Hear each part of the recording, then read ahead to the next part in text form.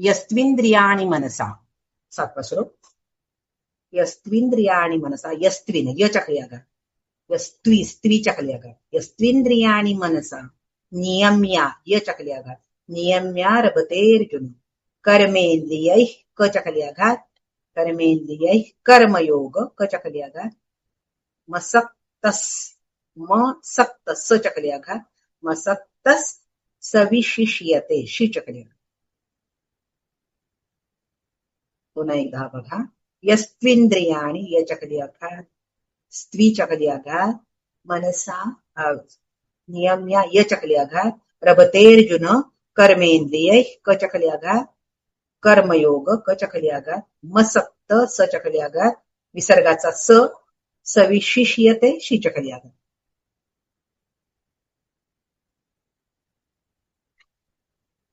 यस्त्विंद्रियाणि मनसा, यस्त्विंद्रियाणि मनसा नियम्यारभतेर्जुन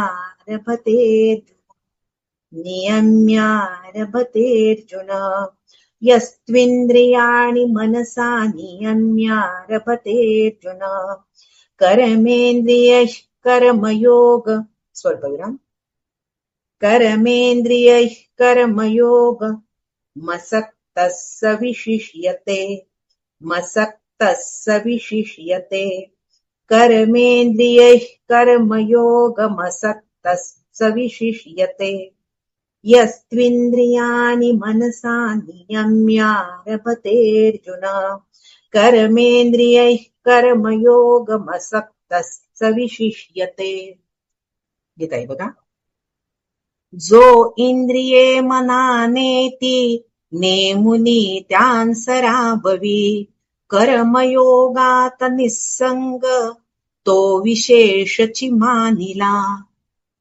तू अर्जुन यः मनसा इंद्रियाणि नियम्य असक्तः कर्मेंद्रियैः कर्मयोगम आरभते सः विशिष्यते.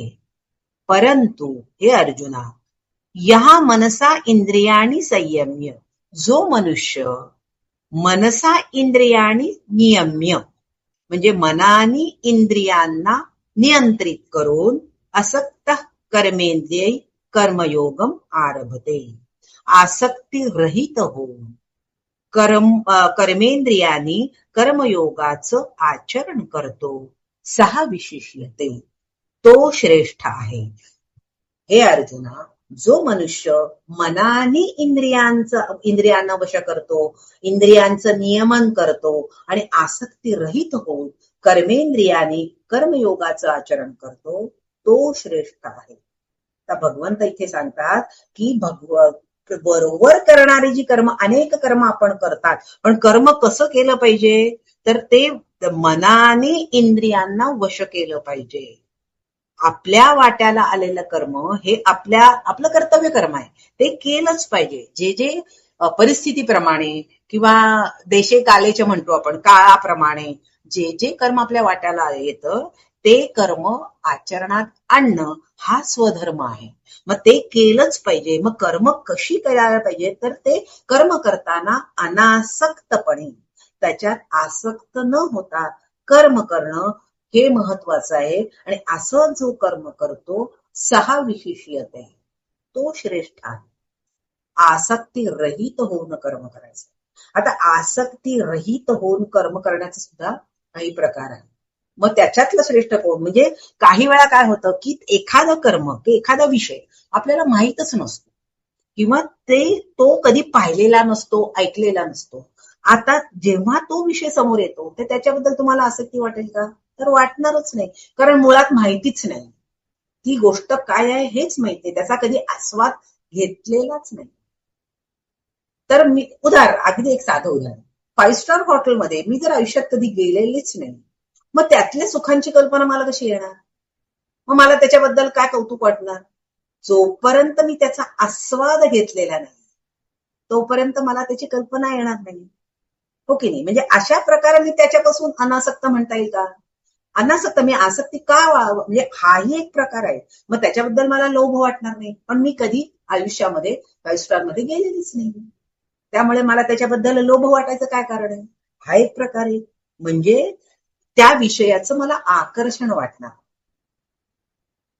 आता एक पुराणातलीच कथा आहे, एकनाथी भागवतामध्ये पण आहे. म्हणजे त्याच्यामध्ये एका ऋषींचं वर्णन असं केलं, ऋष्यशृंग ऋषी, की ऋष्यशृंग ऋषी हे दशरथ राजाचे जावई. म्हणजे दशरथ राजाची जी शांती नावाची मुलगी आहे तिचा विवाह या ऋष्यशृंग ऋषींची झाला. पण ऋष्यशृंगींचं वैशिष्ट्य असं आहे की ते जोपर्यंत ते अरण्यात जन्माला आले, म्हणजे विभांडक ऋषींचा हा मुलगा अरण्यातच जन्माला आला, पण जन्माला आल्यानंतर जवळजवळ तरुण होईपर्यंत तो अरण्यातनं कधी बाहेरच पडलेला नाही. त्यांनी स्त्री म्हणजे काय हेच त्याला माहिती नव्हतं. स्त्री हा एक वेगळ्या प्रकारचा देह आहे हेच त्याला माहिती नव्हतं. म्हणजेच त्यांनी स्त्रीदेह पाहिलेलाच नव्हता. असे त्यांच्याबद्दलची कथा अशी पुढे आहे की जेव्हा एका राजाला, म्हणजे त्यांचाच मित्र दशरथाचा, त्याला त्याच्या 10 वर्ष म्हणजे पाऊसच पडला नाही. मग तो पाऊस पडण्यासाठी यज्ञ करायचा होता, आणि यज्ञ करण्यासाठी उत्कृष्ट ऋषी कोण, की ज्यांच्या मंत्रांमुळे पाऊस पडेल. तर त्याच्यासाठी त्यांना सांगितलं की ऋष्यशृंगी ऋषींना तुम्ही घेऊन या, त्यांनी जर यज्ञ केला तर पाऊस पडेल, अशी ती कथा आहे. आणि मग त्या ऋष्यशृंगींना आणण्यासाठी त्या राजाने अनेक दासींची नेमणूक केली, अनेक सुंदर सुंदर स्त्रिया वनामध्ये पाठवल्या, आणि मग त्यांना त्याच्यात कसं आकर्षित केलं वगैरे वगैरे ती कथा आहे. पण आता मला इथंच काय सांगायचंय की ऋष्यशृंग ऋषींनी स्त्रीच पाहिली नव्हती. म्हणजे अशा प्रकारे जोपर्यंत तुम्ही विषयच पाहत नाही त्या विषयाबद्दल तुम्हाला आकर्षण कसं वाटणार, तसेच ते उदाहरण आहे की असं मग त्याच्याबद्दल आसक्ती नाही. दुसरं म्हणजे अतिशय विषयाचा प्रचंड उपभोग घेतला, नको इतका, म्हणजे दारू असेल, अफू असेल, गांजा असेल, या विषयांचा अतिरेक झाला. आता इतका अतिरेक की त्या विषयाबद्दल किळस निर्माण. मग सुद्धा म्हणजेच काय आहे की त्यामुळे त्या विषयाचा त्याग केला, किळस आली आणि त्याग केला. म्हणजे तो विषय अनासक्ती आहे काही, तर ती नाही, म्हणजे विषयाबद्दल आसक्ती नाही, किळस वाटली म्हणून विषय सोडला.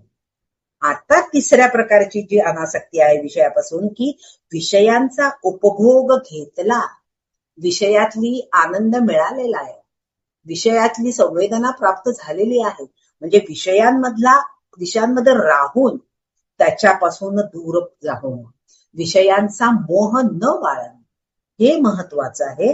आणि त्या विषयांमध्ये काय होणं, विचलित न होणं, याला म्हणतात काय, ही अशा प्रकारची अनासक्ती ज्याच्यामध्ये आहे त्याला म्हटलंय 6 विशिष्यते. विषयांमध्ये राहून त्या विषयांमध्ये राहून विचलित न होणं, त्यांचा मोह न होणं, असा जो मनुष्य आहे तो भगवंत म्हणतात विशेष आहे किंवा तो श्रेष्ठ आहे. आता विषयांमध्ये राहून इंद्रियांना त्याचा संयम, म्हणजे इंद्रियांना त्याच्याबद्दलचा संपर्क येणारच ना, विषयांचा आणि इंद्रियांचा संपर्क होणारच आहे विषयांमध्ये राहील, म्हणजे संवेदना सुखाची दुःखाची निर्माण होणारच आहे.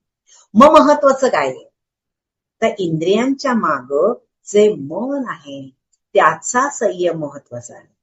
म्हणजे ते मन विषयांमध्ये राहून सुद्धा विचलित होत नाही, हा कंट्रोल महत्वाचा आहे. आणि असा कंट्रोल ज्याने प्राप्त केलेला आहे त्याला म्हणतात 6 विशिष्यते, तो मनुष्य श्रेष्ठ आहे. म्हणजे कवी असं म्हणतो, घाल मनाच्या गळ्यात माळा वरची न उपयोगी, म्हणजे नुसती गळ्यामध्ये माळ घालून उपयोग नाही, घाल मनाच्या गळ्यात माळा वरची न उपयोगी, कुटील मोठे तेच नाचवी तुझ जागो जागी. मन मोठं कसं आहे, कुटील आहे, तेच तुला नाचवतं. म्हणजे संयम कुणाचा महत्वाचा आहे, मनाचा. इंद्रियांचा संयमापेक्षा इंद्रियाच्या मागे असणाऱ्या मनाचा संयम महत्वाचा आहे, आणि तो ज्याच्यामध्ये आहे तो अनासक्त.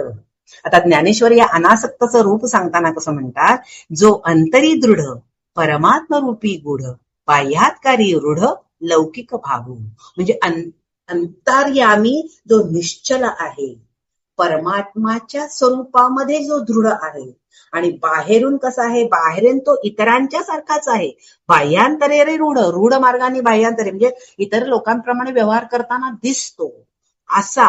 मग अशा माणसाला इंद्रियांना वळण लावण्याची आवश्यकताच लागत नाही. तो इंद्रिया आज्ञा न करी, विषयांचे भय न धरी, प्राप्त कर्म न अवेरी उचित जे जे. तो इंद्रियांना हुकुमही करत नाही, विषयांच्या बाधा होईल अशी भीती सुद्धा त्याच्या मनाला नसते. जे जे विहित कर्म त्याला प्राप्त होते त्याचा तो अनादर करत नाही. तो काल मात्रे न घेपे, मोहमळे न लिंपे, जैसे जळी जळी न शिंपे पद्मपत्र. कारण तो मुळात कसा आहे, कमलपत्राप्रमाणे आहे.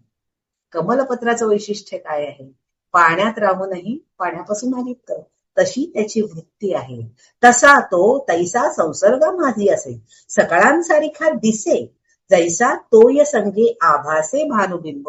अजून एक दृष्टांत ज्ञानेश्वर असा देतात की तो दिसतो कसा, तो सर्वसामान्य माणसांसारखा दिसतो, त्यांच्या संगतीतच राहतो, पण अलिप्त असतो. कसा, जैसा तोय संगे आभासे भानुबिंब. सूर्याचे प्रतिबिंब पाण्यात पडलं की कसं असतं, ते पाण्यामध्ये पाण्याच्या संगतीत राहताना दिसतं, पण ते पाण्याच्या पासून कसं असतं, अलिप्त असतं. तसं हा वरवर सामान्य लोकांसारखा दिसतो, पण अंतर्यामी तो त्यांच्यापासून दूर असतो. असा तो कोण, असा तो कर्मयोगी. तो विषयांमध्ये कसा असतो, विषयांपासून आसक्त असतो. म्हणजेच विनोबा असं म्हणतात की या 4 श्लोकांमधनं काय सांगितलंय, 4 अवस्था आहेत माणसाच्या. कशा आहेत, एक आहे 6व्या अध्यायामध्ये बघा, 6व्या श्लोकामध्ये काय सांगितलं की कर्मेंद्रिया आणि संयम्य आस्ते मनसा स्मरण. म्हणजे अंतःसंगी बहित्यागी, म्हणजे कसा की मिथ्याचारी, दांभिक, अंतःसंगी आतून सगळ्या विषयांचं काय करणार, संग करणारा, विषयांमध्ये रमणारा, आणि बहिस्त्यागी, बाहेर मात्र आव आणलाय, मी सगळं सोडलंय, असा माणसांची एक वृत्ती असते, अंतःसंगी बहित्यागी. आतून सगळे भोग भोगायचे आणि बाहेर मात्र त्याग केल्याचा आव आणायचा. दुसरे असतात सांख्यनिष्ठ, ते कसे असतात, अंतस्त्यागी बहिस्त्यागी, दोन्हीकडनं त्याग, आतूनही आणि बाहेरही, ते कसे सांख्ययोगी.